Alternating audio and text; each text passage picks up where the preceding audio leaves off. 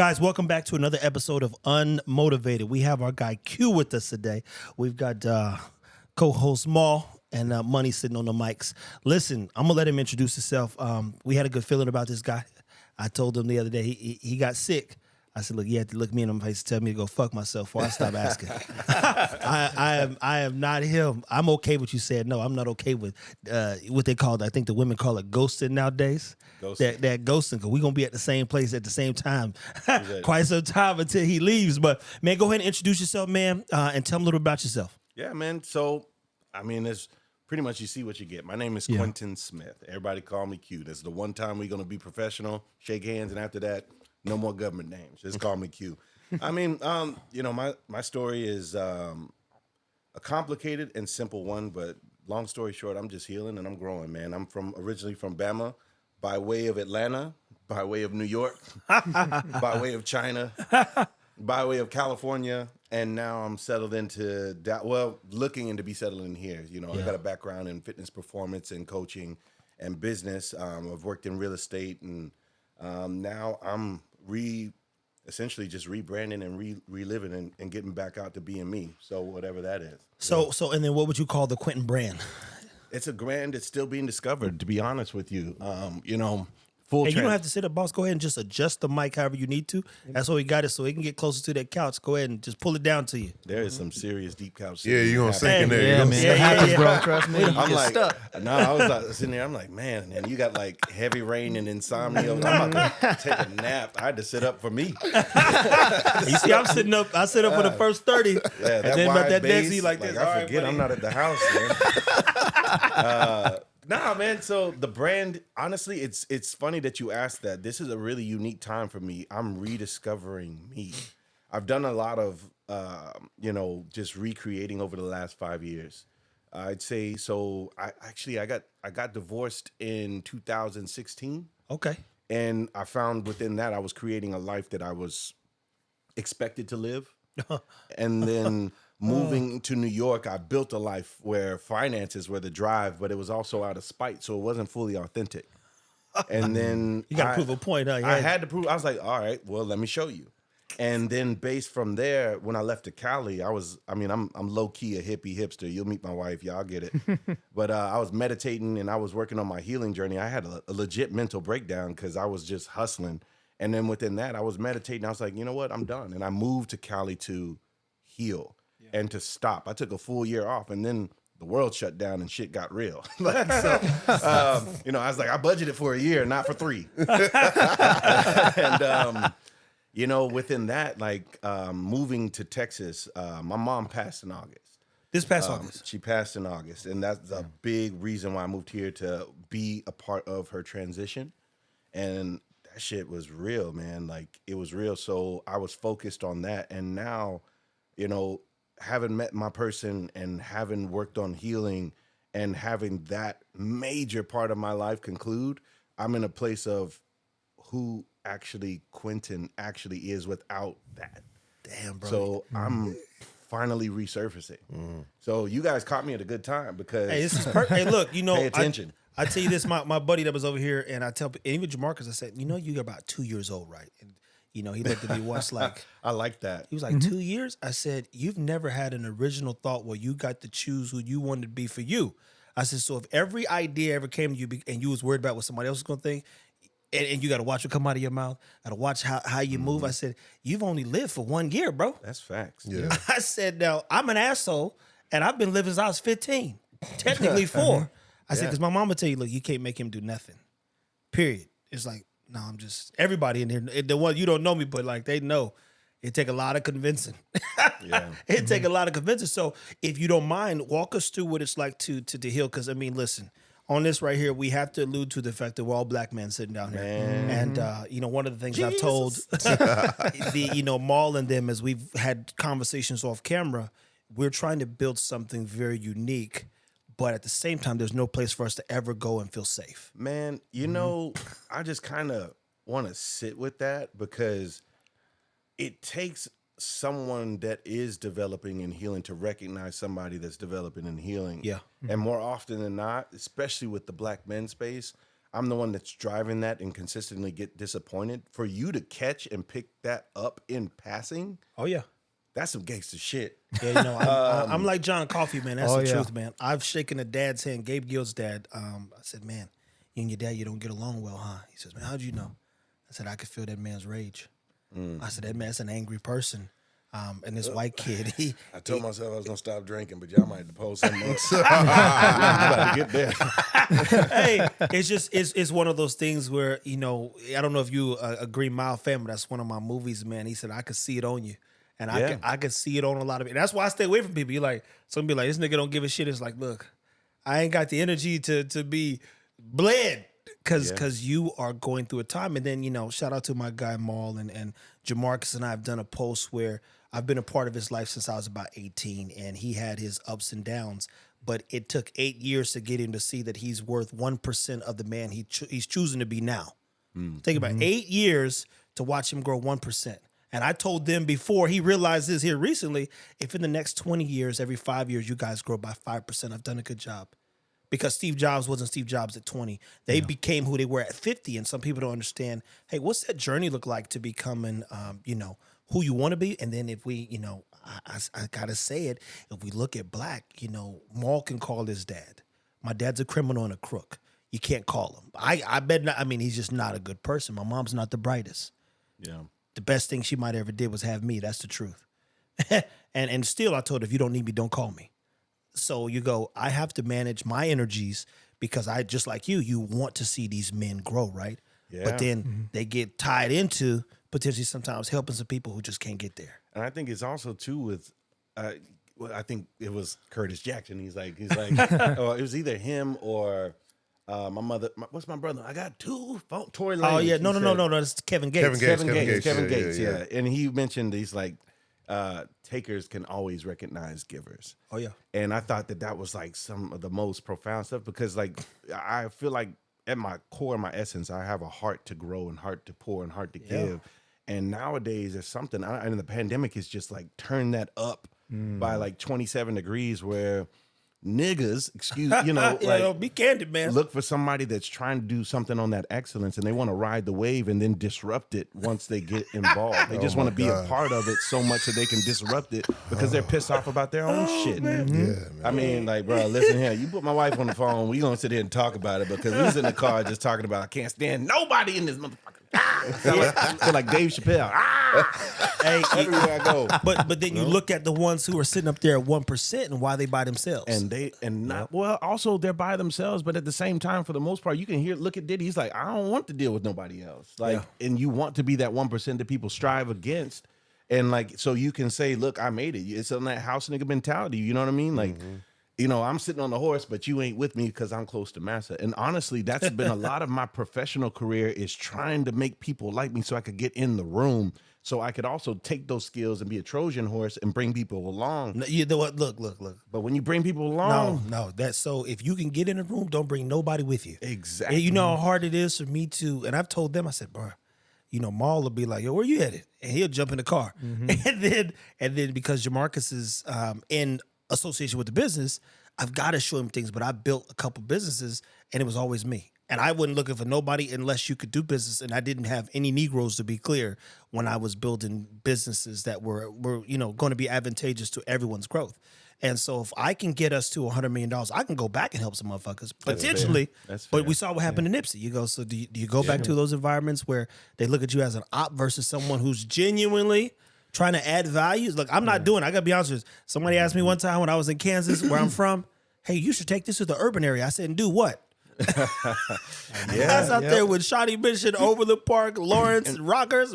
I'm like, and do what? There's no support there. It's crazy, man. It's definitely crazy because Trevor, you know, just recently got into my life, man, and he's just like, yo, he just overheard some conversations, met a few people, and it's like, man, you got access to these kind of people, and he comes down, we playing a game one day, and my cousin pulls up, right, and it's just like he's not understanding the different levels to business and the different ways people his cousin, business. not you me. know what I'm saying? On a corporate level. So Trevor just overhears it and it was like, man, you just can't bring everybody with you, bro. And you know what I'm saying? Because that could jeopardize those relationships. in your position while you're elevating. But like you said, I'm normally the dude. You know, I'm like, man, how the hell did I get in this room? And and then we spoke about that imposter syndrome. You know, you ask why you got in there, but you know why you got in there. You have certain skills and assets that people, you know, want, you know, to be around or want to see you kind of flourish in. So that's why you're getting the opportunity to be around these folks. So don't kind of diminish that, right? Yeah. And it's like, you know, you try to bring people with you because you have this idea and vision of like, yo, if I get there, I could bring, you know, my dogs with me. And, you know, they never understood financial literacy at its highest level. And if we could figure out how to penetrate that armor, we could start to, you know, make it rain down like confetti. But people have to be vetted because it's different. It's just, it's just different levels and different levels of understanding. Yeah. And to that point, to your original question, it's like, what does healing look like for you? And I think that being fully present to your patterns and your triggers and your traumas and being able to make friends with that shadow and also dismantle the actions that come from those immature belief systems or those coping mechanisms or those trauma responses or innate environmental programming, and then going from trying to pursue environments that, you know, where you're trying to people please and make people happy, and then you get comfortable within self. Like when my mom was passing, that was a year and a half of just bullshit. Like it was the most, but at the same time, it was the most honest time that I've ever been in my life. Like watching somebody pass is not a beautiful story where you're like, oh, Annie M, tell them I love you, and then they go down. No. It's a process, like, and it's an honest process. It's a process of your body shutting down. It's a process of people being around and you having to cut down your circle, like, and it's a process of having to leverage other people around you to get the job done. And with that, I've gotten a small circle that I can truly rely on, and I'm less of trying to grow and get so many quote unquote friends, and now just organically being myself and attracting. And this is an opportunity to come with that. I wasn't looking to be a part of this, however, like attracts. And I think that healing is a lot of that, man. And it's actually a lot more honest and uncomfortable and ugly than what we were taught or absolutely led to believe by, you know, people that weren't actually doing the work themselves. You know, my buddy Rich was on here and he's like, you know, after 5 years, I called that nigga a friend. And he'll tell you like he's a nigga first though, apparently. Yeah, no. He'll tell you, he said, you know, Trev watched me really like dial it in, right? And he was locked in on some shit. Like he had a big dream, big goal, and the man was on a mission. So I appreciated his effort in his life. And we got real close during that time where, you know, he becoming someone that I trusted. So if you could give anybody even some advice on healing and what that looks like, because some people think they're untouched, nothing's wrong with them, they can't get no better, they can't do no growing, they know everything. You know how niggas are. Yeah. I said, you know, I've never seen a group of people so prideful about having nothing. That drives me crazy, bro. You said, boy, y'all got a lot of pride and I know nothing. And then, you know, the funny thing is, you know, I got to bring up a dog situation. Somebody said, you know, Trev, could you explain epigenetics better and why they're important? I said, have you ever been in a room with a bunch of white people? It was a black person. And felt uncomfortable? He said, yeah. I said, that's epigenetics. I said, oh my God. I said, you get motivated around your own colors. I said, but get in a room with white folks, all of a sudden you ain't that nigga. I said, that's crazy, ain't it? I said, that's 300 years of epigenetics. Like, and you're welcome. Come back now, you hear? Hey, you know what the nigga do? He be scratching his head like, damn. Like, man, I just learned how to pronounce epigenetics. Exactly. Now, oh man.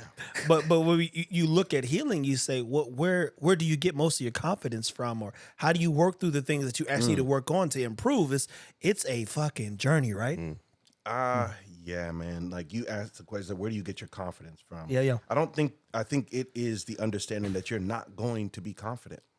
And it's that comfortable being uncomfortable, right? Like healing is some bullshit, man. It's not fun. It's not something that, you know, you have some celestial being come down and say, Mary, without thou, you're healed. No. Healing comes from, in my opinion, either it's a necessity. It's not something that you're going to do on your own. It's something that happens. You're either going to die or you're going to make a decision. With everything in life, like I would have committed suicide had I not made a decision to live. There you go. You know what I mean? And that decision to live, it's one of those things is that you make a decision and then you start taking actions toward that decision. And what happens within that is your world will fucking end. I made a prayer one time before I got divorced. It's the worst fucking prayer I've ever made in my entire life. And I'm not into religion. I've dismantled that. Yeah. However, my spiritual connection to my creator and whatever essence that happens when you take a lot of shrooms and sit down and feel it, me and that are cool. Yeah. And within that, I said, I want truth. And my fucking world ended. And it ended so catastrophically and so publicly that I was just broken. And I was so low to the point where I remember going into a place, nothing worked. And I was just like finally confronted with all the bullshit that's been underneath for years. And I was about to run my head through a wall. So I went to a mental health place. I said, somebody needs to help me today. Yeah. Today, Yeah. because if not, I'm going to run out in the middle of traffic. Yeah. And they're like, okay, cool. Come on in. Patch Adams story.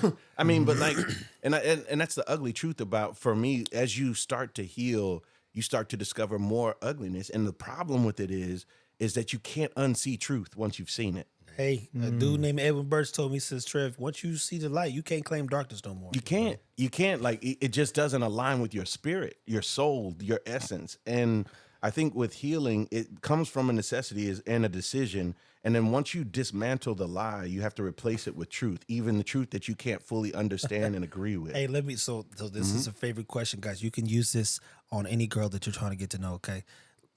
When you ask this question, it's going to force him to, I said, what's the best lie you ever told yourself? Damn. Yeah, exactly. You know how many motherfuckers going, hey, look, I can see shit. And mind you, I'll ask the question, walk off. I don't give a shit.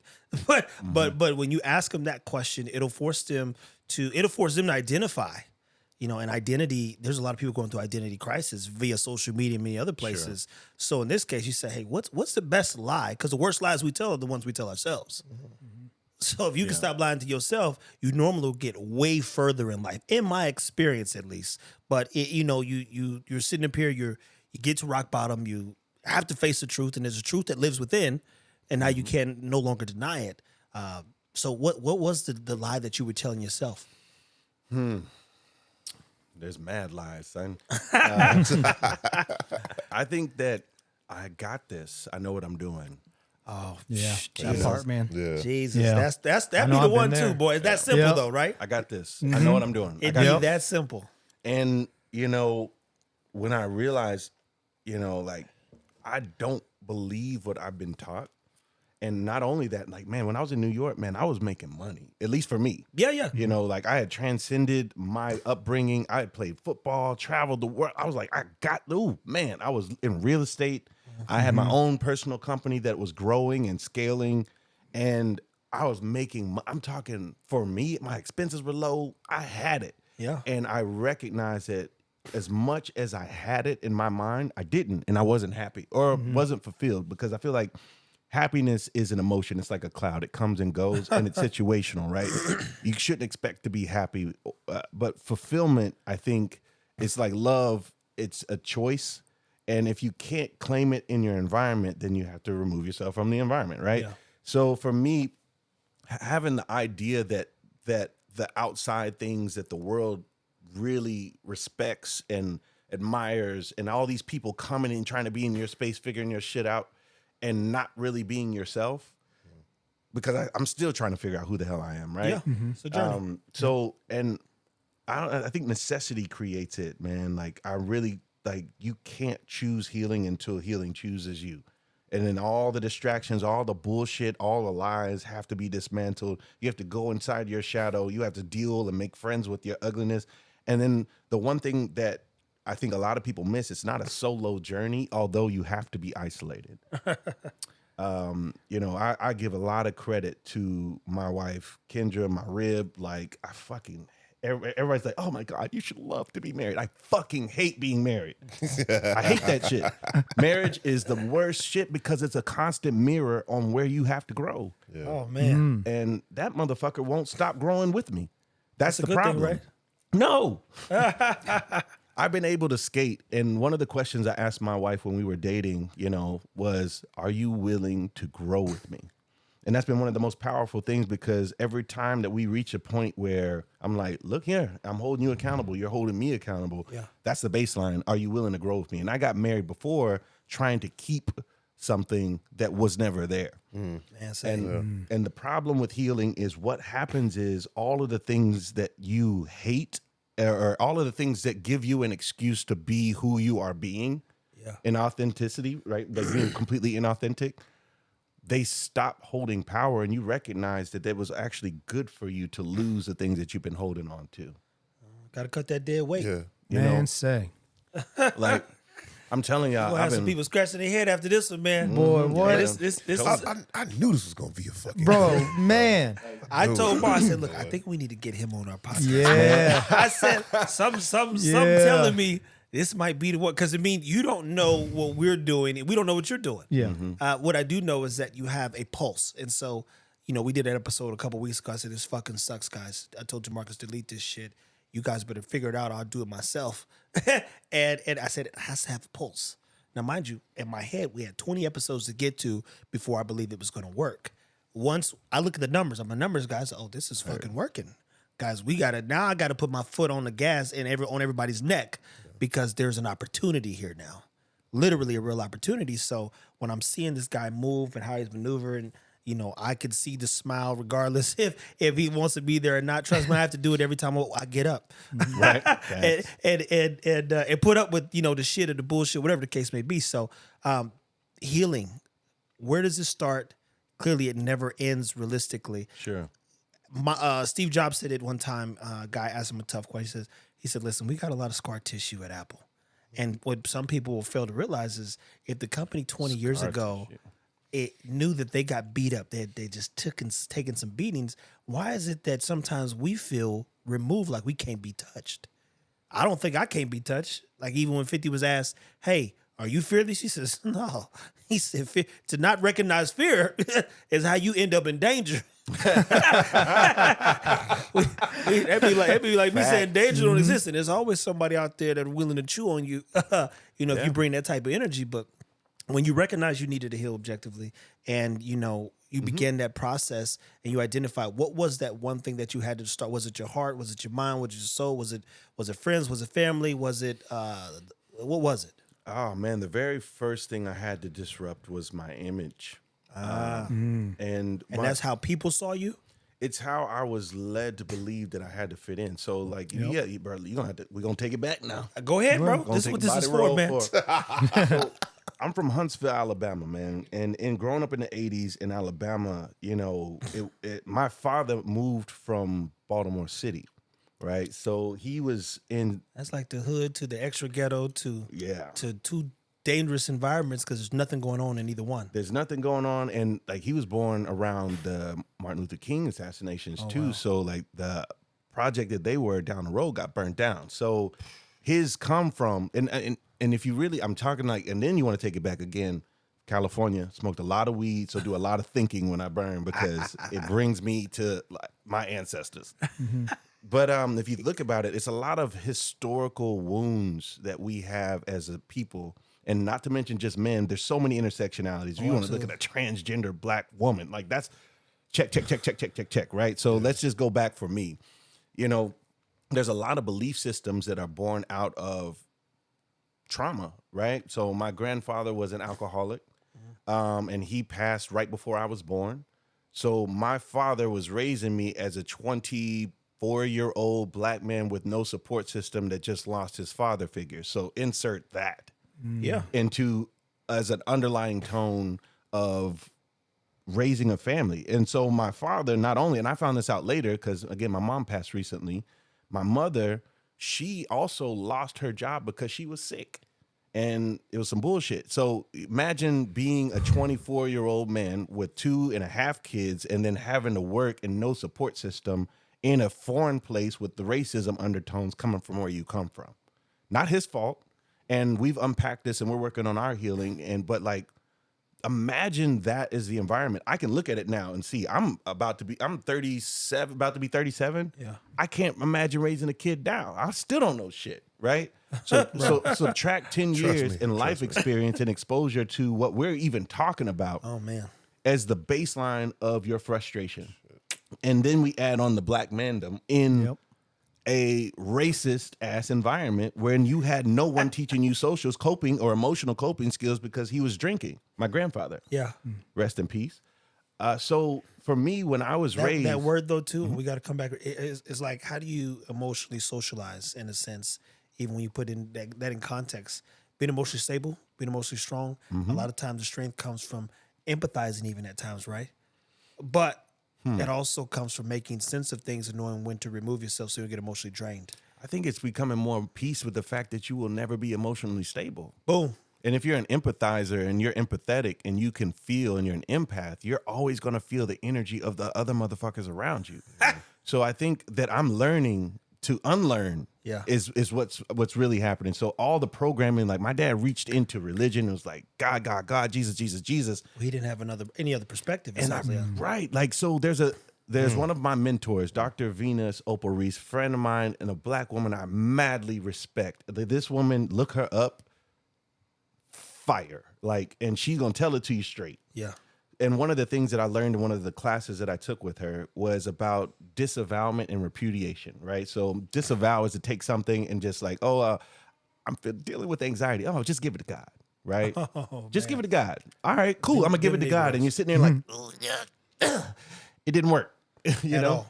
So for me, fast forward now, I've gotten divorced. I'm in the process of being with someone who, to say this lightly, we both had no tools to deal with what came up with our relationship and our bond, right? I'm gonna leave it at that. And that'll be a whole nother podcast with a beverage and we can talk about and break that down. But when you're with someone that you were never supposed to be with and you're praying hard and getting advice from people that have never been divorced as to how to save your marriage and just pray and just wish and want and da-da-da-da-da-da. The more I prayed, the less it worked. The more money I gave her, the less it worked. The more I drank, the less it worked. The more I worked, the less it worked. And I had to realize that this isn't working for me. And it took how long?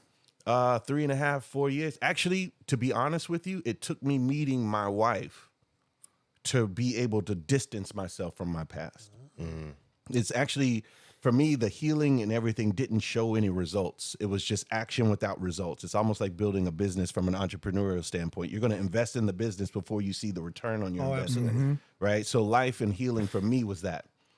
So healing and doing the work, going to therapy, waking up, doing my miracle morning, reading books, surrounding myself with people that energy aligned with where I was going. None of that actually showcased itself until I was able to get in relation with somebody that I was supposed to be with, that I chose. Yeah. And it also chose me versus we wound up being together. Even though our trauma connected us, we still chose each other outside of it. Like, we're getting down in the rabbit hole. Y'all still with me? No, I'm with you. I'm with you. Hey, look. I think these kind of stuff is going to help a lot of people because, again, I have to reiterate, there are 4 black men sitting here all trying to figure out how to be better men. And I got to be honest, I told somebody, I put him out one time, but Jamarcus was there.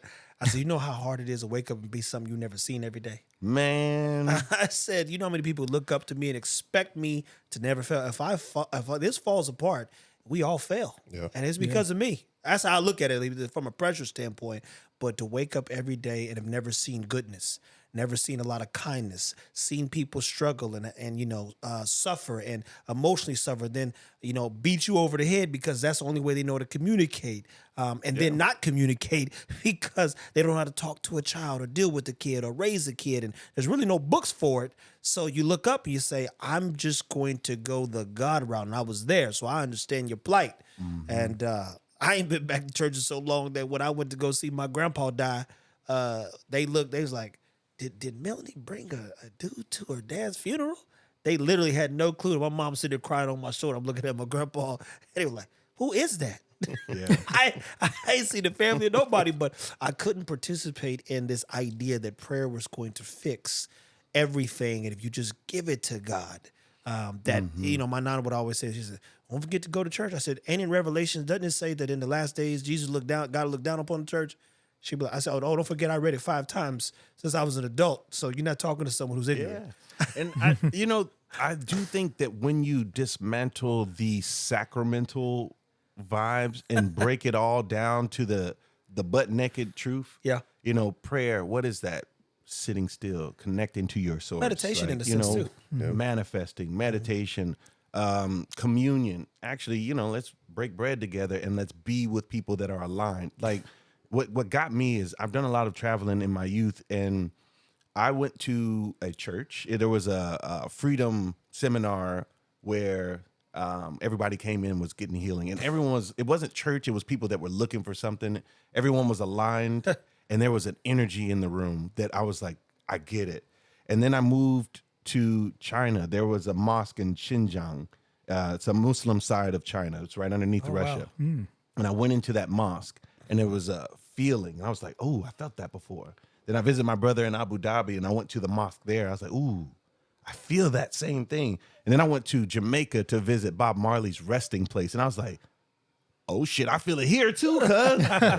And then like when, those times when you and your person are fully aligned, like y'all might have smoked a little bit, and then shit's just happening, and then there's just a lightning rod big bang, and everybody's just like,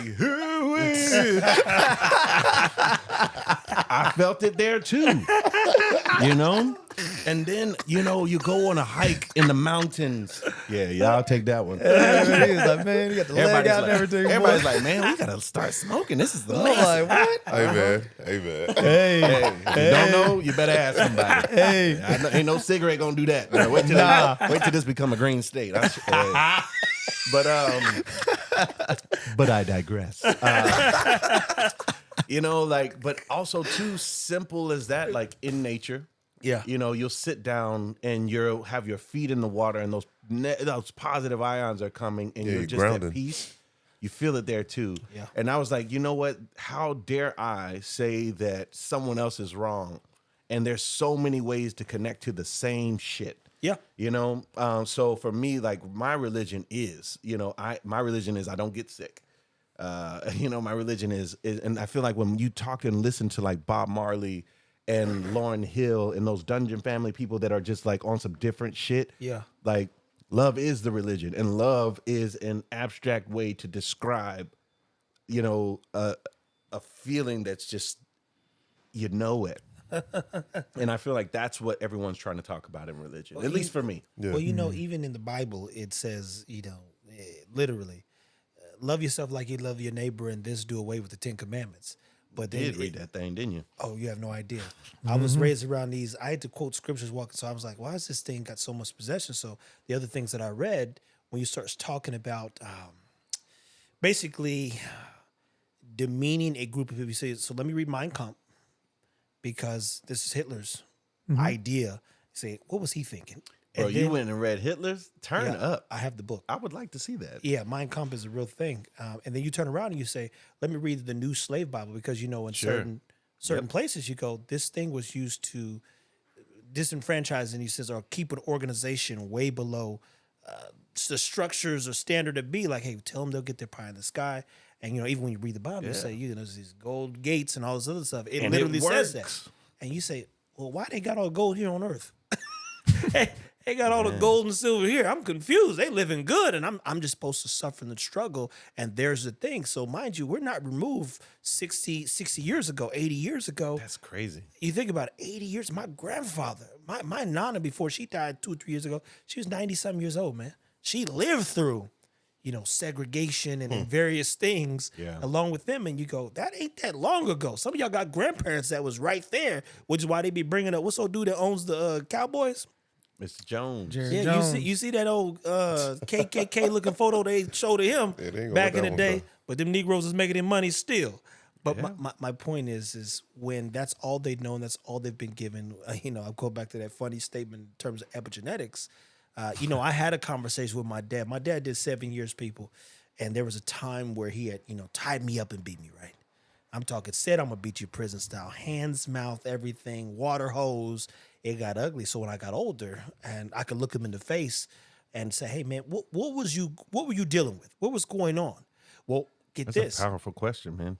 Get this. At 8 years old, he was being raped by his older cousin. Wow. And this boy, well, he would lock him in the closet.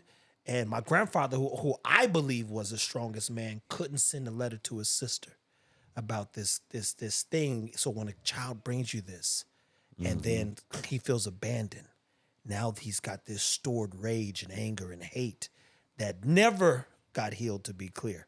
So he becomes a terrorist, and he terrorizes any and everybody he comes in contact with, even his own children. Facts. And then, mind you, had I adopted that mentality, the irony is this: I love my father so much that I never thought that he was hurting me because, it was like, I didn't think it was a bad thing, right? It's like, oh, it's just, kind of what happens. So I never took that rage and put on. Now, I was not a happy person. Yeah. So if you did something, I would hurt you. but I didn't want people to feel the way that I felt growing up. But having to ask him that, he said, that's all I knew. That's the only thing that I knew. Powerful, man. Like the fact that you could distance yourself. Well, disassociation is a wonderful coping mechanism. But like the fact that you could already, and I think that's we mentioned empaths or people, like I call people light givers and light creators, right? Like, I think you being someone that's a light holder, you could recognize the light in him, in his darkness. And I think that's where we get fucked, man. You're a light bringer. You can see the God in you, or whatever that is, that essence. And you're like, you know what? He loves me. This is him dealing with his pain at 8.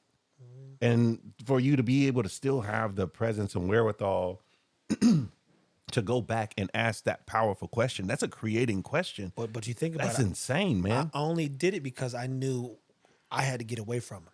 So I said, we're going to have, he didn't know this at the time. Right. You had to get your closure. But we're for like, you. we need to have one final conversation. We sat out at my grandmother's house in 2 chairs and argued like 2 old men. and I asked him everything. I said, you have me at these women's house till 3 o'clock in the morning. He says, I needed sex. My dad's like Thanos. He never lied to me. he took me everywhere. My grandmother, when I was a kid, she said, Clarence, I don't think he probably shouldn't be going everywhere with you. You think that boy he's going to turn into you. I mean, he's an awful person to say the least, but the gist of it is I had that final conversation with him for me, and I said, okay, this man's never going to not cause harm to people emotionally in whatever way that looks like. He answered every question I need. I do wish him well, but I never want to speak to him again. Because I have to grow, and I think my future without him is gonna be much better long term. I think that to the original question is like, how do you discover healing, right? So I think being in yourself and being comfortable with all you're experiencing, and then making a decision. Oh yeah, like that comes with action. I mean, like, for people listening, and I mean, someone that is also on their healing journey, for you to be able to have the presence of mind to know and distance yourself enough from the pain to not meet rage with rage, because that's what we're taught. That's what you were demonstrated. Yeah. Rage, bro. The type of rage. I was 13, and I heard my nana tell my mom I was up. I had to take a pee one time. She said, "You have an angry child back there." And I was looking around like, "Who's she talking about?" Yeah. But she was definitely talking about me. Yeah.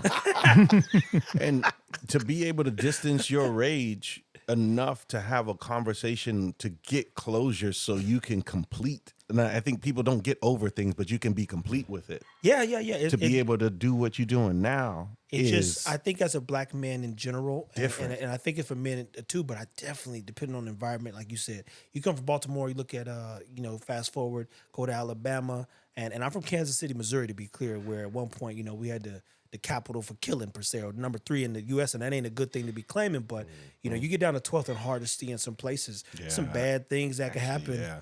There's some bad things that can happen in these environments. So I said, the only thing I'm interested in, and even then was, I've got to find peace.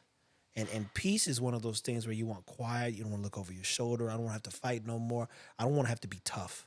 I want to be intelligent. I want to be smart. I want to communicate. I want to help those that want to help themselves, but I'm not going to hold my hand out either, because a handout's just a handout. So, like, I was listening to 50. Like, I really respect Curtis Jackson. You and me both, bro. Yeah. I love 50. And someone was asking, was like, man, after you got hit, like, did you want to do? He said, look, man, after I got hit, I knew that my life could end at any time. And It's a reality check. It hardened me, but it also gave me peace to where I can experience things.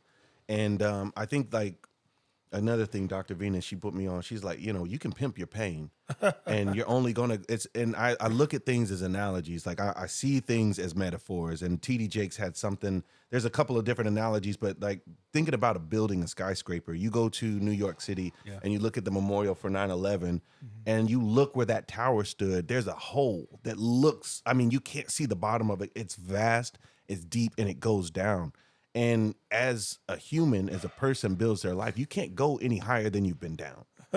You know what I mean? And a lot of times, like, and TD Jakes had an analogy that just rings with me. It's like the analogy of a seed being planted, or a plant being moved from one pot to the next. You know, if you're a seed and you're chilling, you enjoying your life, and then somebody drowns you to propagate, right? And then you get covered and put in a dark place to have your roots grow. You're like, yo, man, I'm just trying to get out this dark place for them to stick you under soil, cover you up, and to drown you again. You're in to see nothing but darkness, right?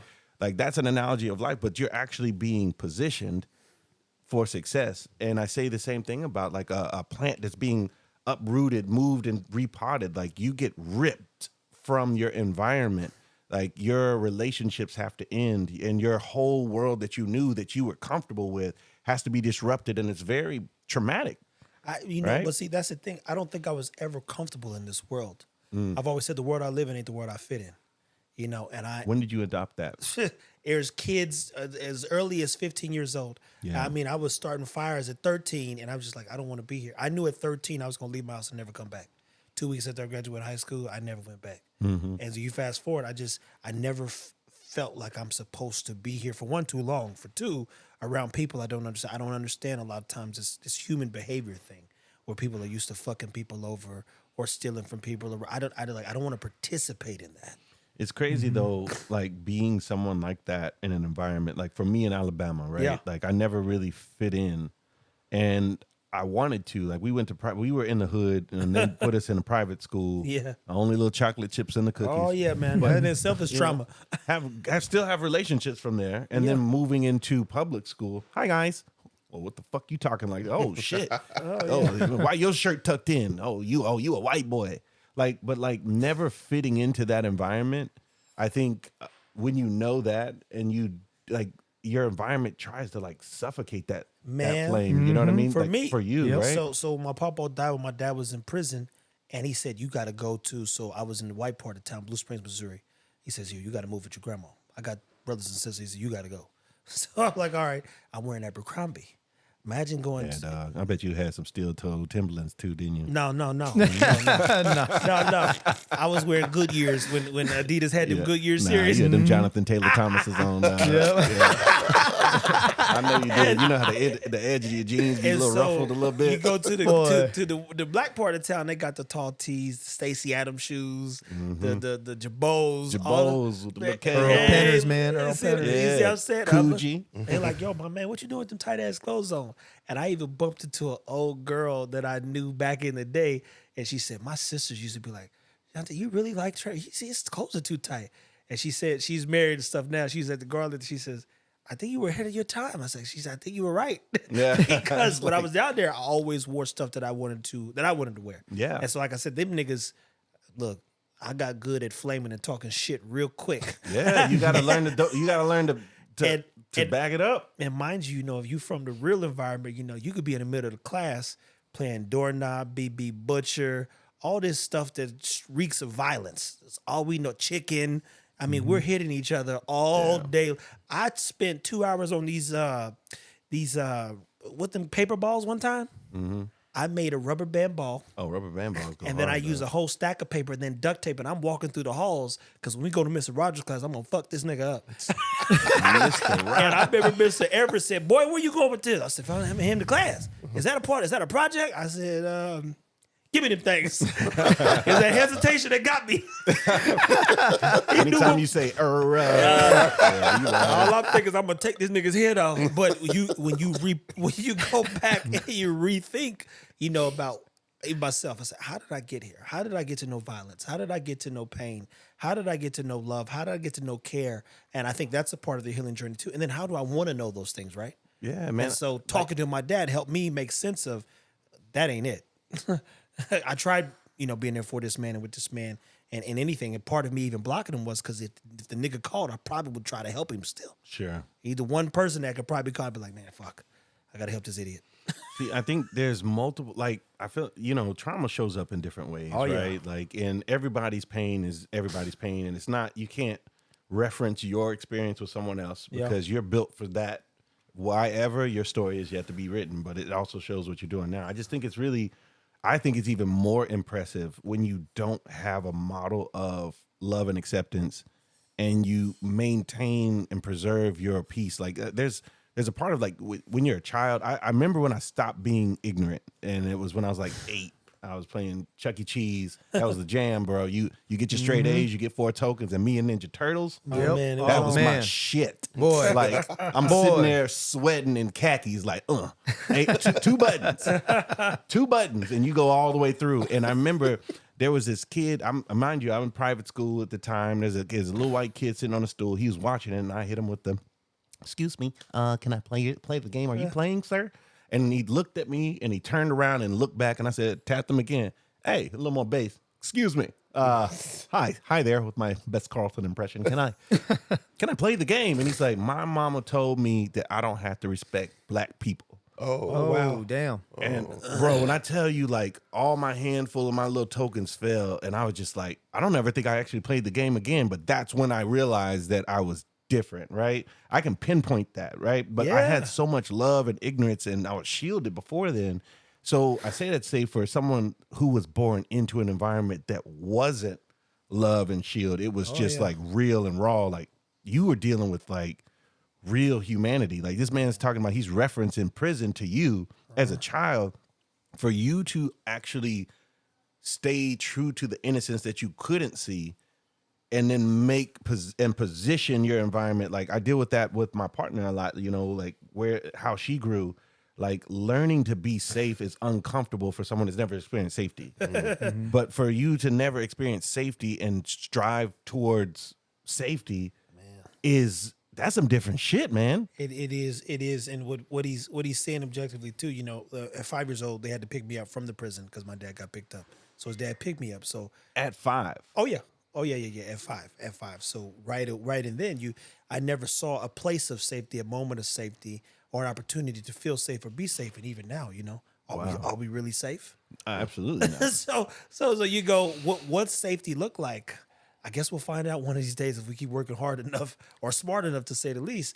But emotionally speaking, I was drained in general as a child. So I don't want to live there, man. Yeah. And even now, I'm like, I'm not going to live there. I just can't do it. So it is a lot of communication and conversation, things that we weren't taught. It's a lot of, being present in a said, time, and being able to read one's behavior and find ways to communicate effectively. So do you go in and you tell a man, you better do this? Or you say, hey, do you think you could have done that better? Yeah. And then you start making him self-reflect on ways to improve who he is so he can get to where he wants to be, right? Mm-hmm. And being a leader is super complicated because most of the time, nobody wants to follow a Negro. I don't care what social media is saying. Like, if you do what we're trying to do and build a real viable business, you study the market and trends, and you're an educated person, right? So when you're educated, you've built businesses, you know how to scale. All the words you're using say, hey, I've been responsible and I've believed in myself a few times, and I'm going to do it again. And that's difficult, too, when you don't have 5 more people to believe in you or to support you. Sure. Like, your failure becomes your story in your head. Man. Yep.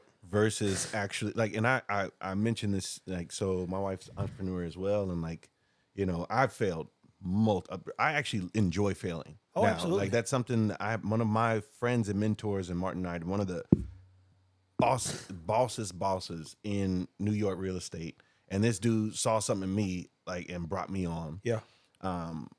That's actually a funny story, but we didn't that time. We got mad stories. Look, we'll do one on business too, man, just so we can walk through what that looks like. And your wife, you got to sit on the next one. Yeah. That way you can She's give way us more boss than me. Well, don't get her in here, look, man. Steve Jobs said it's easier to walk 1,000 miles when you have a person with you. And a lot of times we don't see that. And I told Jamal this too. Like he said, I've been here maybe 5 months with him. I've never had friends, man. I don't trust no fucking body. Not my mama, not my sister. We got the same mom and dad's, my sister, my brother. You ask Jamarcus, he's been around now for 3 solid years. I don't pick up my phone and I call Chris and Ruben now, but it's dog related. Yeah. And they're the smartest people on earth when it comes to dogs. But past that, even Ruben called me one time. He says, Trevor, I told my wife, I better call Trevor. You're going to think I'm dead. But that's the friend in him, right? So I'm really be working through my own shit, trying to make, because when it comes to Negroes, somebody's out to get you, all this other stuff. And they don't really want to do this work. Like you said, we could pray about success or we could do the work. So Maul has been killing it. Jamarcus is learning to kill it. And even again, I've watched your pace. You have a pulse. And those are the things I look for when I'm identifying kindness. And mind you, a lot of times personal trainers, even at gyms, they get egotistical and they won't do something as simple as speak, which don't cost you nothing. Yeah. And I could say that there was a kindness from start to finish. And even when you were like, oh shit, my wife was watching, I said, I know that dude. Yeah. And the algorithms are real, bro. I see you, and I'm like, wait a minute, hold on, that's it, brother. Follow him for years. Yeah. And then you look up, and I was talking about dog interviewing somebody one time. They're like, hold on, did I think I see you in a video such as. I said, look, we're not talking about that right now. Yeah. I'm here to help you build your business. Talk to my schedule person. But that's also to a degree me not accepting my role in being one of the most influential people in how people even feed their dogs. 2 years ago, nobody was posting videos of feeding their dogs, man. That didn't happen, especially in the Pitbull and American Bully, but nobody was doing that. And we've now shifted that paradigm, if you would, where people are like, oh, shit, that video get views. That's what they're thinking, but they're uneducated. Sure. And I've got probably 20 books in there just on dogs alone. And I said, guys, I'll be a vet by the time I'm done. But just on the healing side, Jamarcus, if you don't mind, what are some areas, and there's something that you said, and it was a question, and I'm asking you to basically enlighten him. One time I asked him something very simple. His life was coming to a head, and it was falling apart. So I went in there and I shut that. I said, "Man, what are you doing?" And it's what I said. You're wearing a good face, and you're pretending pretty good. Yeah. But I know what's going on, and I don't. And I literally was like, I don't know how you're doing it, because if you need help, you need help. And I know he's still trying to figure out his path and his process and who he is, who he wants to be, how he wants to be received. What's something you would do? And you could chime in at any moment, Jamarcus, maybe enlighten him a little bit more about what you're dealing with daily and how you objectively going to get out of your own way while you continue to grow. But, he's a year younger than you. Okay. Don't look like he's that old. That's that black and Navajo. That's that Native American brother. That First Nation, brother. That First Nation in here, bro. I ain't even got that. But I got a whole diaspora. He's straight from that. Hey, look, literally. Hey, bro. I do hope he's taking heed to some of your truths and the things that you're sharing, because you don't have to, man. And the whole purpose of this is I only sit down and want to share the truth, be it mine, yours, or whomever's. And it seems real, honest, and genuine. So, Money, go ahead and tell him a little bit about some of the stuff you struggle with, because he probably got more experience than I got healing. Mm-hmm. Well, in terms of just personal growth, man, it's one of those things I think we've even talked about on it was the impostor syndrome, not really believing who you can actually be. And for me, the whole going back to, what's the best lie you told yourself, right? And you're like, yo, I got it. And like he's talking about this one time, I'm wearing this face really, really well. Like I'm thinking I'm holding everything together via real estate, oh man, but nothing's happening. And I'm lying to myself and I'm trying to sell them on the opportunity that, oh no, I just got to get this one more deal. I just got to do this. I just got to do that. And nothing's working. And this comes back to like not being able to ask for help or even guidance or seek guidance. And then he's like, hey man, you're wearing this face, but what's really going on? And it's just me just constantly lying to myself. And so not knowing what to do, I'm like, I have no idea. And I just broke down. I started shedding tears because I was like, I don't know, man. Because I never knew how to speak up in that light. Like, because I grew up without my father. Sure. So my mom's single mother. She's military. Thankfully, she was in the military because it allowed me to see the world. We lived in Germany for some time. Moved back, went to Killeen, Texas and Fort Hood. Went to Kansas City. It's where I graduated high school in Fort Leavenworth. That's how I linked up with Trevor eventually. But for me, man, it's just like understanding when to ask for help, how to ask for help. Those things are what I struggled with mostly because I didn't understand how to seek guidance. I just just hold it in because I didn't know how to manage my emotions as a man. Sure. Those are the things I struggled with. So someone who's trying to actually heal, mentally, trying to self-improve in those aspects, what are some things you would shed, advice-wise? Man, first of all, I respect your story, man, and I appreciate you you guys even coming to me for this, because Listen, bro, I'm beyond the healing part. I just want to take over the world. Word. It's just that simple. mind, like- body, soul, spirit, financial. There's mad intersectionality. Yeah, so- I'm the healing dude, so be it. Let's get it. Yeah. Well, I mean, that's cool because that could be my gift song. But like for you, man, I think it's important, like just hearing like the cliff notes. You got to think about, like, just take a second and look back at yourself from your 30s and look at yourself in your teens and your early years, right? Yeah. You mentioned that you didn't have a father figure. You mentioned that your mother was in the military and single mom. You have brothers and sisters? Yeah, I had a brother with me the entire time. Got it. So if you look at how the structure of the military is, like there is no emotional, there is no room for emotional there's no room for weakness, or you're gonna get snuffed out. And when you get out, you are a programmed weapon that has no purpose. Yeah. Right. So there's nobody feeding into your mother. And if your mother's a single mom, she's automatically having to adopt her masculine to survive. So you're built and you're programmed from a situation absent a key piece, with you probably having to take on some of the parent roles. So the roles are all fucked. Yeah. And then you're traveling as a military person. So there's no continuity or safety. So I think the first part for someone that's in a situation like that is taking a moment, stop trying to progress, and take a moment and be still and reflect. And then once you reflect and look at how shit really was for you, like, dude, that shit was fucked up. The fact that you're not a statistic right now is a win. Man, say. Man. And then there's a room for grace. And then you get space from your story. And then you can start actually looking into who you are now and giving yourself your flowers for the shit that you did under pressure. And now you can start turning around and giving yourself direction and start making that decision to walk forward. The fact that you are do you have kids? Yeah. Well, I have a son. And are you there? He lives in Kansas City, but I does try he to be know present. Does he know who his father is? Absolutely. I mean, I was on the game with him last night. Bro, so you've already won. You did some shit for him. That's generational wealth right there that he ain't never had. Yeah. And granted, the situation, we can unpack that over a man's best friend. It's coming out in 2027. Y'all There just you be go. ready. Hey, don't worry. There's a drink and everything. There's a drink and everything Hey, too. So don't worry. He'll make you one do something. Yeah, I'll make you a drink. Yeah. Listen here, like I'm glad we talking. Yeah. I tried January, but that shit's already fucked up. but no, like, and I want to definitely. I just want to acknowledge. I want to acknowledge the fact that you are even aware enough to describe what you experienced, and you're looking for more. Yeah. For most people that have had that happen, they've already stopped and fucked up. So, bro, like you're here. Yeah, and mind you, I mean, I had my fucked up era too, man. Like, granted, I met him when we were 19, Trev, and then eventually kind of went on our own separate paths. He went on his path of growth. I went on a path of fuckery, and I got 4 DUIs. I went through a whole bunch of bullshit, and then my turning point. And it's so funny, everything that you were saying, I'm like, dang, man. I was like, that was me at that point. That was me at this stage. So like, I really appreciate you coming on here explaining all that, because it definitely helped me look at things a lot differently. Yeah. And then so, after my last DUI, I'm like, yo, I mean, this is clearly not working. I was like, I have a 2-year-old son now. I want to be present in his life. I don't want him when he's 5, 6, 7 years old still having to come see me when I'm in jail or dealing with all this bullshit. So like that was that huge turning point for me. And then like there was literally a point where like I had no choice but to change. Like you said, life will interact at some point and force you to go that route. And when that last DUI happened, they had to put an ankle monitor on me where I couldn't drink alcohol for 9 months. Yeah. Like it was on me. Like there's if I did, I was going to go to jail for a year and some change.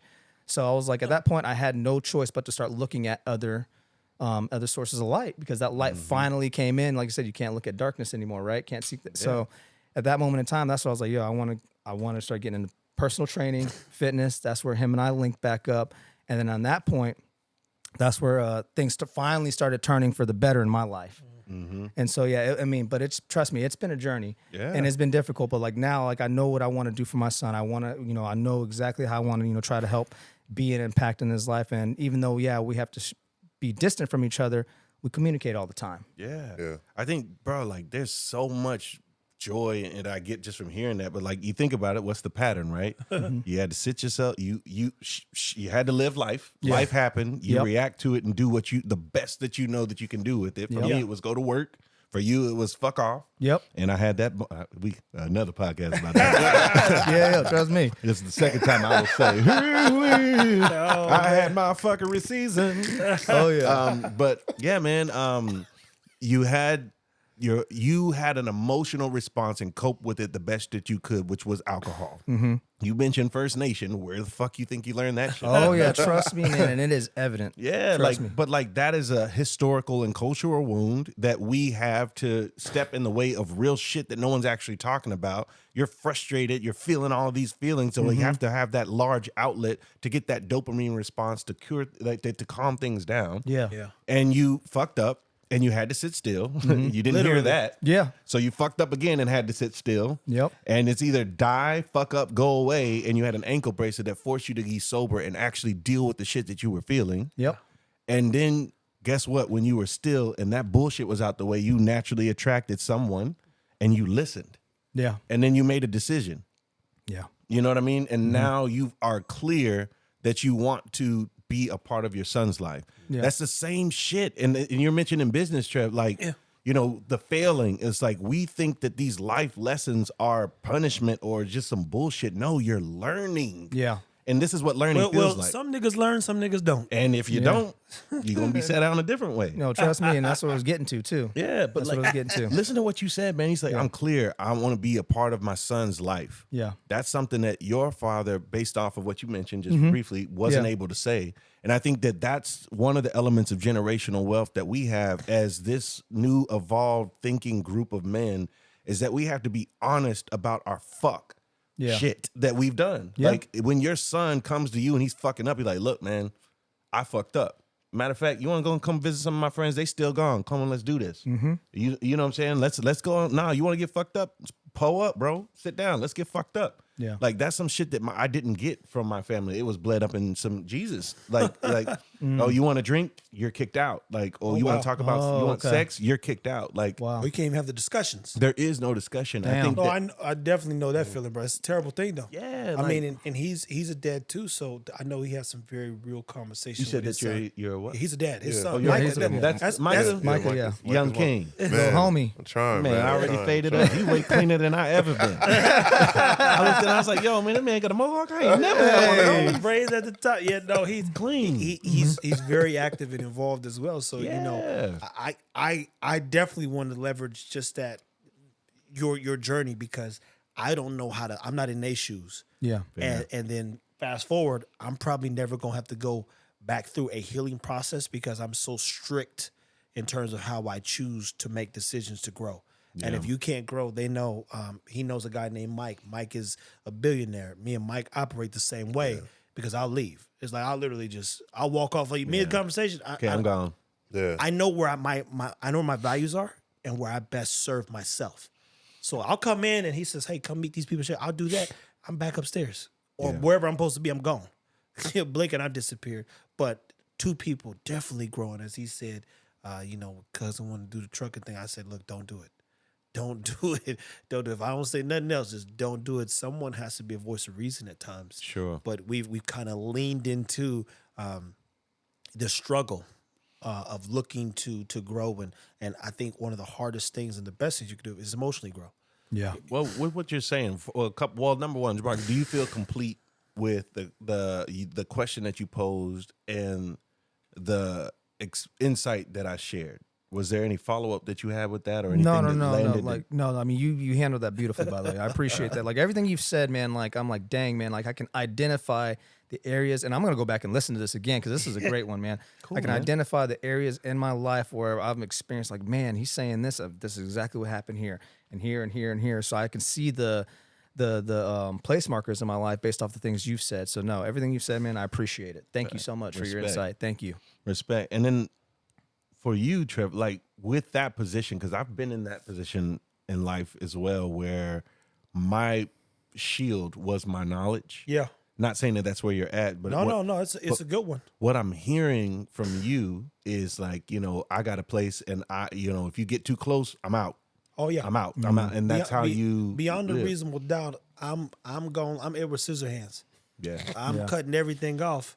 Yeah. But the challenge is, here's the challenge as a black man, is you've got to find one or two people, because Miranda Tate, who helped run Todd Wagner for Mark Cuban, these people help manage the growth of big dreamers, right? Got you. So you can't get to Jay-Z. You can't get to these people unless you know somebody, and they're going to vet you because they know them. So in this case, if I really think, hey guys, I believe wholeheartedly, there are 3 companies we could sell for over $100 million and exit on one for $1.5 billion when we're done. I don't want to play like I'm not a nigga who's worth it. And so you can't bring me a dumb nigga. I got to be very candid in saying that. And not a nigga who's dreaming. We get up and we put out content and information and we do the work that 9 out of 10 people can do. So you can't just get to me. It doesn't make sense. I'm not here to be people's friends. I love to be kind and respectful. I told him we could lose. So if he makes a choice, we get to a place, we lose $200,000. I could live with that. I said, I don't believe that every choice we're going to make, including me, is going to lend success. But as you talked about, and Jeff Bezos and all the people I study regularly, 50 Cent, you're going to lose something. And I can live there because I signed up to fail fast. The faster we fail, the faster we'll succeed. But we can't do is we can't make, unfortunately, a lot of human error. Because if you ever watch a story fuck itself over, it's when you invite the devil in or a wolf in your den, and you didn't see what they saw, but they were working from a different angle. So with that, like, and this is something I'm learning in this season, right? And I think DMX said it. He's like, man, a snake gonna be a snake. You gotta trust a snake. That's a famous clip. And I caught this from a cat at the gym, and he's into the business and the international side of things, and brother as well. Nigerian, so he originally from the other side. He got that First Nation. He got that. But one of the things that we were talking about earlier is like how can you choose who you build and bring into your circle and da da da da. And one of the things he gave me that stuck and kind of lands with where you're at, it's not even about friendship, it's about leverage. You're right? Oh, absolutely. Like, I can trust you to do what you do well, and I can trust you to fuck me over. So instead of putting myself in relation with you, I'm going to leverage your strength and I'm going to hire you. Like if you're a marketing person, but your integrity's low, I'm going to trust you to have low integrity, but I'm going to hire you to do marketing. So there's a bridge and a protection shield. So, of course. So what I guess I'm hearing from you is like, I'm aware. I will cut you out, and that's something I'm growing through. Absolutely. And I'm gonna put up fail safes to where I've got, gatekeepers to bring people in. And once we vet it, I'm cool. Or if energetically I feel like there's some alignment, I'm gonna leverage that alignment until we see what the relationship is. That what you're saying? Well, yeah. I mean, you look at a business, you say, what does a business need? For instance, I built and took care of all the dogs. So now, for instance, I don't really walk the dogs anymore. I'll take you go out there and do with a treat. Jamarcus will walk the dogs. It's like, hey, these dogs need to get this done. He doesn't have 10,000 hours of dog work in his repertoire. So in that, he's memoiring / writing this journal. This is what I learned from Tron Eagle and such and such. I'm saying that to say now it's a matter of finding the positions, the key players, top 5. Jamal knows how to get credit and leverage and get money. And between both of us, if we needed to reach out and potentially pull $1 million for some people we have access to, we could do that and go invest it in other areas that would grow the business. So it's, for me, not necessarily not about having the friends, but when you find those key players, as I told, the next person that gets hired under my Dog Supps, Jamarcus hires. If I ever have to talk to them, which they'll talk to me. You'll have to talk to me. But if I have to bring him to me, now everybody's got a problem. Because he knows the standards. So part of that is, do I believe you could pay Ma $1 billion to fuck me over? No. Do I believe you could pay Jamarcus? No. I got a kid named Jack who's invested. You couldn't pay, he's going to get it. I don't understand. Why would I do that? Because their integrity is where it needs to be. So the top 3 to 5 around me, they've got to be integral. And that means, hey, look, tell the truth. If we're failing, I can live with the failure, but don't hide it from me. Integral. Yeah. That's going to go with epigenetics. hey, it's a hard thing. Because you know how niggas are, though, bro. I'm about to look up epigenetics. Bro, I got the concept. I got to know the word. And we'll tap into that with your wife, what you just saw. But it's foundationally, as somebody said, you saw Deuce. He's a beautiful dog, right? He is a good-looking Cane Corso. Here's the challenge. He's actually got more. He can engage better with humans than most Cane Corsos. Yeah. Versus the ones who are defensive, docile, and unsure, and sometimes insecure, and that breeds defense, which some people want. They want a protective home.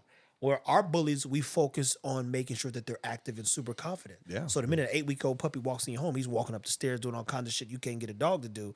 jumping in cars, jumping out, everything. We build stuff to grow them. So my job is to build the character of the dog because they're going to look like a dog. Sure. And it's crazy because he's raised around pitties.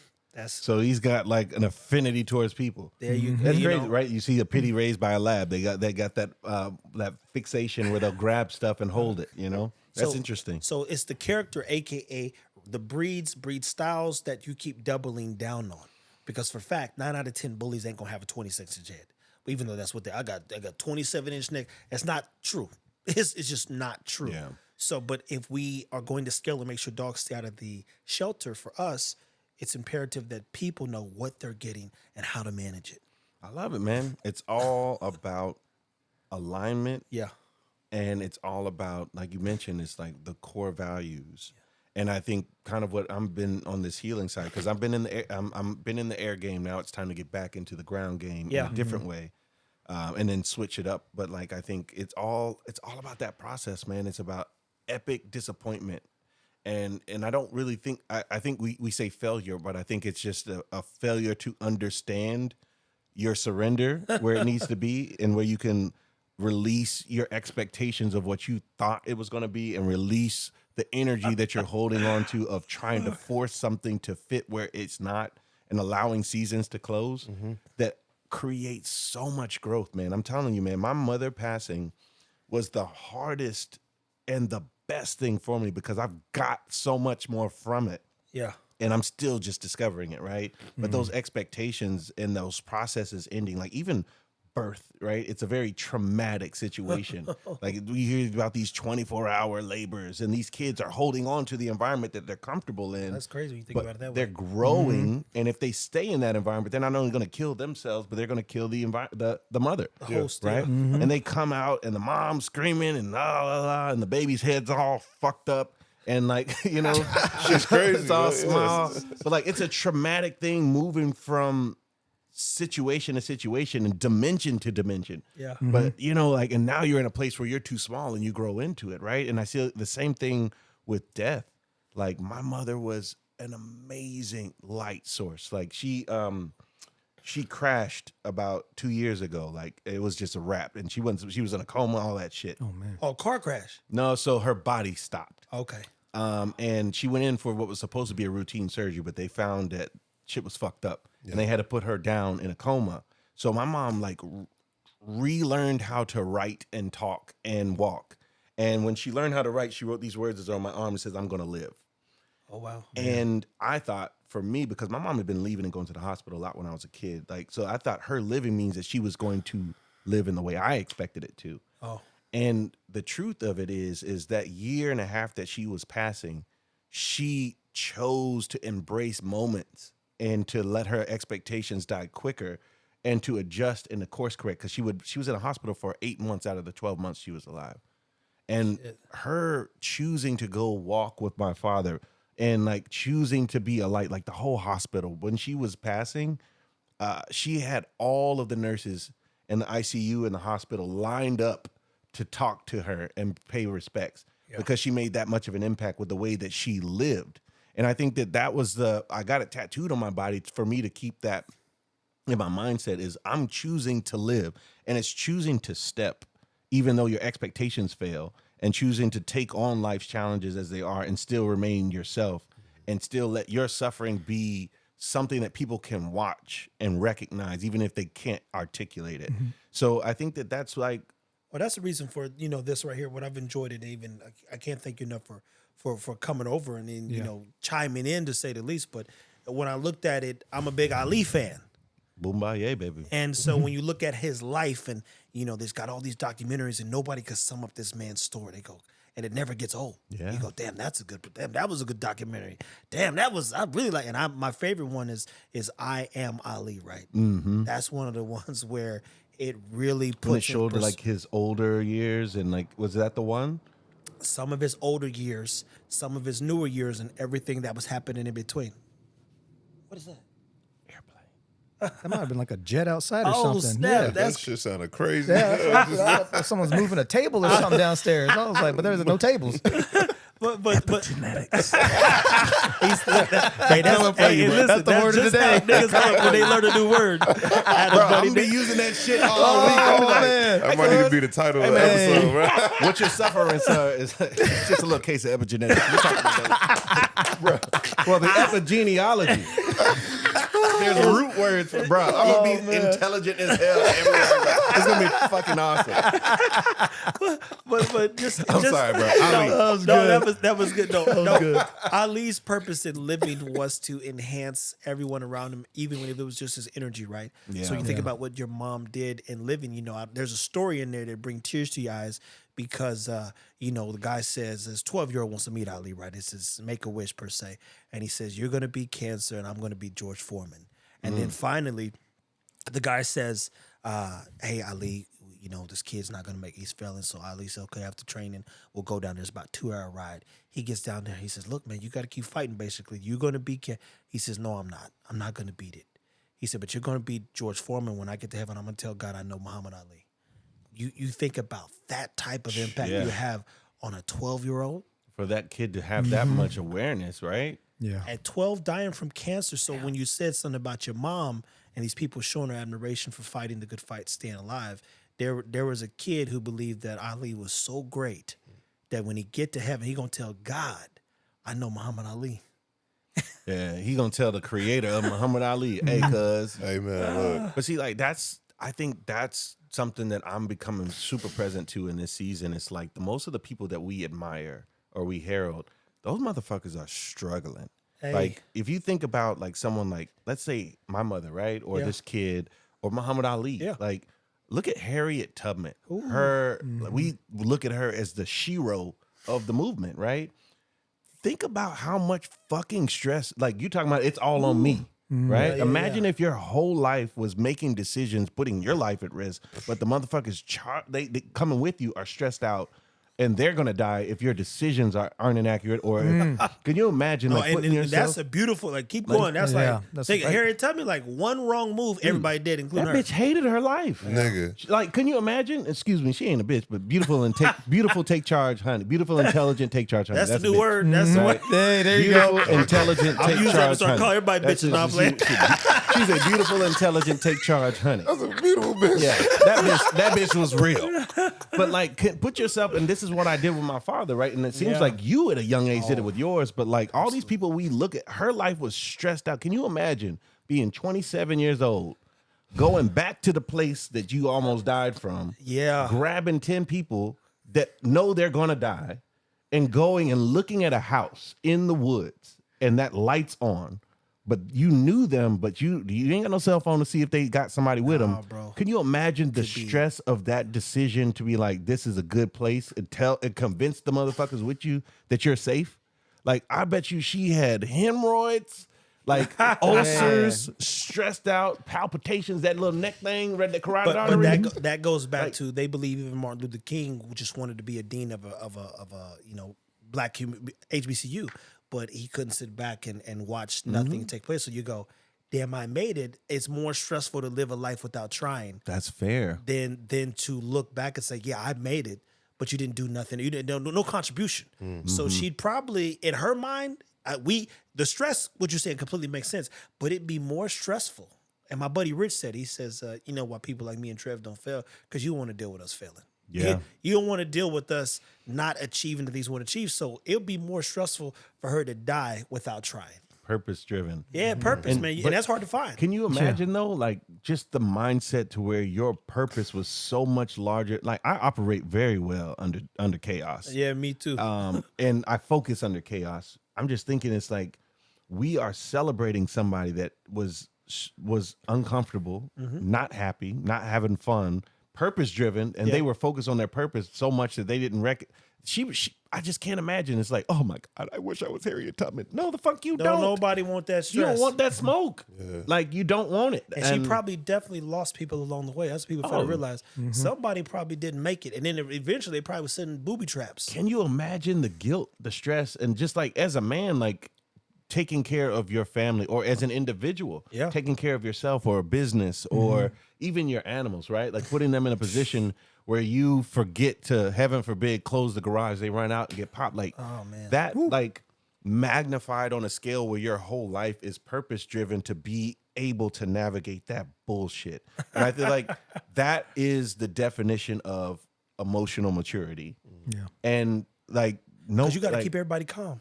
you have to just be so professional and so comfortable with being in the shit that you just operate. Yeah. You know what I mean? It is literally, it's kind of like practice. You know, Kobe practiced enough so in the game it was just practice. He just was doing what he did. Yeah. And now, mind you, people, this is we clearly are seeing there's a base here to keep building from this particular person. And mind you, we always say, you know, if there's an opportunity to do 5 or plus more episodes with people, I like this particular conversation. Yeah. Because I got to be honest, I don't necessarily know how to have it. I know how to have conversation with the people around me when they might be struggling or going through something mentally, but I'm very good at business. I'm not the best friend. Probably one of the worst friends you could ever have. That's the truth. Which probably makes you the best friend because we know what we're going to get from you. That's what I'm saying. At least I know where you at. You know, and so that's the other part. You can find me. You like, yo, he's probably up in the room. Just go up there or go call him, or he's at the gym. It's like 3 or 4 places that I frequent where if you needed something, I'd be like, yo, and then if you need some, trust me, he'll come through. Yeah. You know, so Facts. you got me. You're somebody that will pour. It's very difficult to pour into you. And then that's just because I have a clear path to what I believe needs to take place. Clear. And I'm learning.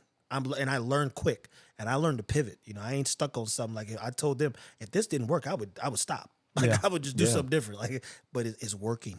And it's a work in progress. And even this right now, sitting here with you, it's working. I tell them all that. I say, yo, this is gonna work. This might make sense. And you know, we've now got people like, oh, I want to bring more people to talk to you, Trev. You're a good interviewer. You're good. And I'm like, yeah, I knew that, but I didn't want to be bothered in this way. But it goes, look, it levels everyone up around us. And it gives, you know, yourself brand awareness. And I don't know, do you have a name for basically your grand idea of what it is you're going to do for the world? Not yet, man. Okay. I think it's actually like being a part of just being around black men that are actually up to something. I mean, God, I'm just like, I got to sit with this. Man. But like this right here is actually, and the cool thing is I watch Kendra. She has that look. She's like, that's my man. Yes. We gonna get her on the camera. Operate in your gift stone. I'm going to suck his dick tonight. look, she's smiling, ain't she? Hey, look, that's empowering too, But because like- somebody should be proud But of you. I say that tongue in cheek, pun intended. Y'all better stop, man. Y'all gonna get me on this. Don't gas me up because I'm gonna get in the car. She's like, oh, so you think you funny? Oh, you a funny man with a mic? I can't breathe. I'm about to hear this shit later. I'm so weak, bro. Don't send this shit to my dad. He's like, but anyway, so I say that to say is like, I think it takes somebody that's operating in their gift zone. And you mentioned a word, you said, I'm clear. And you've attracted people that are also aligned with the vision. I think it takes being around a room that's up to something for you to be able to have other people show you your gift zones. Godly, but you know how many people so Reed Hastings, the guy, or Reed Hoffman, my bad, who started LinkedIn, Michael Andreessen's a big name out in Silicon Valley. He started Netscape Communicator back in the day. Long story short, he said, I would have simply worked at the fax machine to learn and be in the room with Michael Andreessen before like people don't know how important, just like you're saying here, it is to sometimes get into a room where you didn't know shit existed. You go, oh, I didn't. And the conversations maybe start jumps to get those juices flowing. Next thing you know, you're like, oh, they're doing that. I could assist here. And I told Jamarcus and I said, guys, I'm going to provide the path to $1 billion. What you guys do next, kill it. But Steve Ballmer's still worth $1 billion some change. So everybody think they got to be Gates and Jobs. I'm going to adopt this Jobs-like mentality in Oprah. And I'm going to do it because I just want to get away from everybody. But if you guys make $1 billion on the road, I said, just focus on the dogs and I'll change everything. I think that's like, dude, you're just like Major Keys. Like he's over here, Joker, Lil Joker, Ace.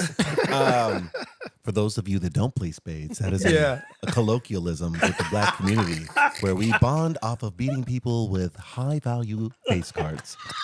You're welcome. Tune in next week. Man. We'll talk about tongue. No, I'm This is a blast, man. But I'm I think, glad. nah, like the thing with me is like last year, the life I've created up to this point was with necessity. I wanted my why, like what's my why? My why was to remove my wife from the situation that she was in, working her ass off at her company with people draining her, and to be and evolved when my mother needed me. I have completed those whys. And now looking up from that, I feel like I'm in a situation where I have a lot of potential, a lot of value to add. The issue is that I am constantly pouring and I'm not in a room that I'm getting filled. Yeah. And I prefer being a sapling in a room with redwoods. Because I'm not going to act like I'm nothing but a sapling. But like you mentioned, by osmosis, I will invest and make a shit salary or make nothing off commission to learn from motherfuckers doing it. Yeah. Man, I literally told you about I'll sell every dog if there was an opportunity on the other side of the world to go and learn something that I don't know that I believe could be advantageous in the future. From someone you respect. Of course, of course. I said, then come back and do it again. Right. As it is not that difficult, hence the the alchemist per se. But what I do have to ask, because we'll get to the next one, is what keeps you motivated, man? That's kind of those unmotivated podcasts. But you say we ask the question about like what keeps you motivated, man? I have an undying hope. You know, like my hope is unwavering. And honestly, the example that my mother set for me, I'm choosing to live. Like my what keeps me going is choice. Yeah. I have nothing but choice. There's nothing around. If you like my life, everybody's like, "Oh my God, I love how you speak." I'm like, "No, you don't want the shit that's giving me the perspective." So I choose to, period. And there's nothing other than like my life has been up to this point a summation of everybody else's idea of who I should be. And my idea of what I could do to make everybody else feel good. Right now, I've stepped and dismantled that, and everything that keeps me going is 100% choice. Yeah. And I'm choosing to because I choose to, period. And my intention is to kind of like what you were talking about with these guys, is to realign. Like I'm having back surgery in 3 weeks. And I'm not looking forward to that. Hell no. However, I'm looking forward to the idea that I have to focus on myself. Yeah. Or I'm not going to be walking again, you know? yeah. So within that, my intention is to position myself in a way that I can attract and align with whatever it is I'm supposed to be surrendering to. Yeah. And the results, the life and everything that you see will just be a byproduct of that alignment. Yeah.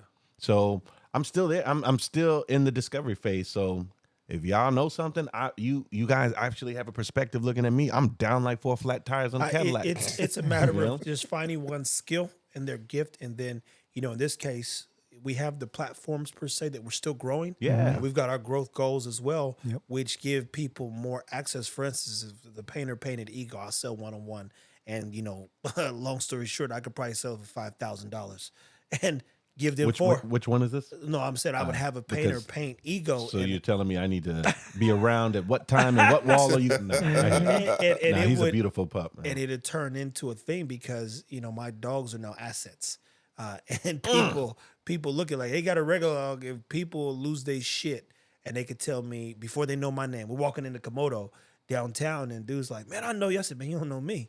He said, "I know Champ." What did he say? He said, "I know Bam Bam, Ego, Tron, Cha-Cha. Baloo." I said, "Okay, you know the dogs, and that's the most important thing. Take me out of the equation." This was about the dogs, as I said. That's actually a powerful place to be, man. Exactly. But point is the dogs now have shaped it and shifted, and I believe given me perspective on where I can take this big thing. And trust me, I do a lot of research, but we do a lot of work too. Yeah. So point is, I've never been in a company of good black men. That's the truth. Facts. I've been around dogs my whole life, and I had to be one.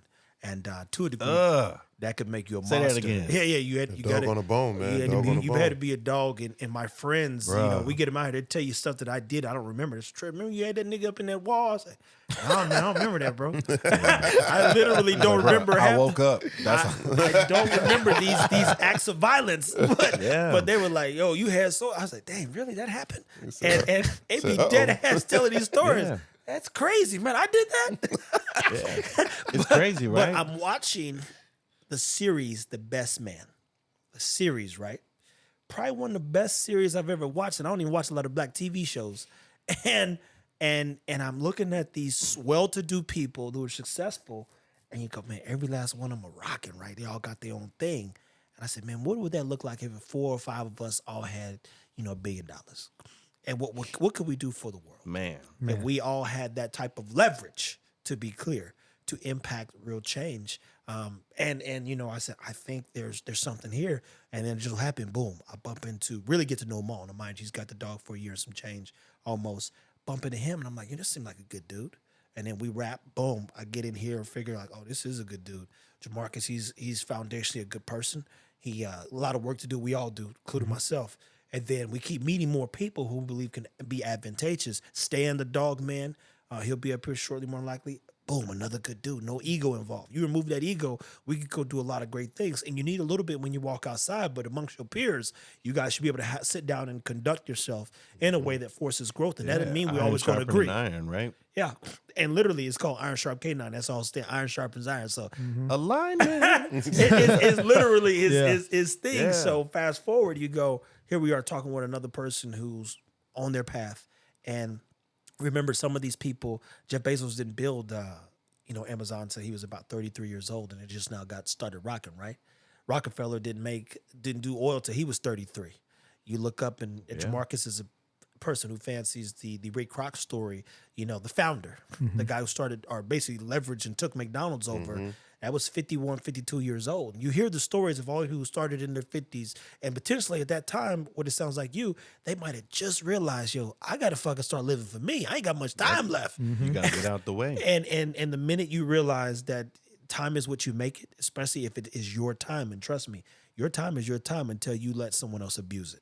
So in this case, no one here is abusing anyone's time. Even, as I said, I've hated podcasts, but I love the fact that this is a moment in time we get to capture and hear your story, hear from Jamal, hear from myself, hear from Money, and it potentially could empower someone else to go out and find their tribe, their group, their people, and even try to figure out how to heal. If that's, the path you're on. And again, I don't know what it all looks like. I know that we've all got our own journeys and ways in which we've dealt with that. And we're probably going to all have to do some more healing. I don't want to get cut no more because I've been stabbed so many times. You just go, I could take another knife, but I'm good on it. So that's why I'm like, you put that shield up, as you said, to prevent fuckery. And I could smell it a mile away because that's why I was raised. I was raised with people fucking people over. Literally. Mm-hmm. And I'll leave you with this. My dad stole $90,000 from his own mother. And she got evicted out of her house after living there for 30 years, raising 8 foster kids and 2 of her own. And he called me while I was building a business at Shawnee Mission South. And he said, Trev, your grandmother's getting put out. My mom told her, because they have the same initials, that she's getting letters like, Melanie Cochran, Mark, hey, I'm getting letters. You about to get put out. He ain't paid the house note in about 2 years, but was taking her money. And 3 months before she got put out, he moved to a downtown loft. My dad, when I tell you, is no good. He's no good. Me and my mom, we don't get along, but I would never fuck her over. That's just not in my. It's not who I am. It's not who I want to be. So when I tell you I can't fool with family, I do mean it. These people are dangerous. And I'm out there. The sheriffs, I've never seen such. I've got pictures to this day. They're bagging her stuff with 3 feet of snow on the ground and putting it all outdoors. That house is getting cleared out, and they're standing inside the house. You've got to go. There are people driving past, picking shit up. I ain't never drove a U-Haul. My dad was like, you gotta drive this U-Haul. We're going to try to take what we can, put it in a storage unit. There's a picture of my grandfather that I would have loved to keep. I don't even know where it's at this moment in time, and now it's gone forever. I've seen some fucked up shit growing up, and I repeat, at the core, I ain't talking about nobody else's family. I'm talking about my own blood father, put his mom out, literally, of her own home, took all of her money. Nigga sold her car or something. I mean, I go down the line. This dude's just no good. And I just don't want to participate in that, moving forward and in this life. So we can't thank you enough for sharing some of the story. Hopefully we get to hear some more. I think now I know how to navigate even other topics specific to trauma, dealing with it, managing it, getting over yourself, getting out your way, learning from it, growing from it, potentially some processes he knows that could help you heal. He called off some people that could be advantageous for you to follow, listen to, and learn from, most importantly, about yourself. Guys, this is the Unmotivated Podcast. We appreciate those that are listening. Please comment, download, like, subscribe. I don't know what you're supposed to do. We're on all platforms outside of Pandora, right, Money? Yes. There you go. So it's on Spotify. It's on Google. We're about to get this man a little sippy sip. and then Man's we best go, friend, baby. Then we gonna talk we're gonna try about. second half of January. and then we gonna come back and talk a little about business with him and his wife. People, stay tuned as always. Good luck. Good luck, man. Blessings.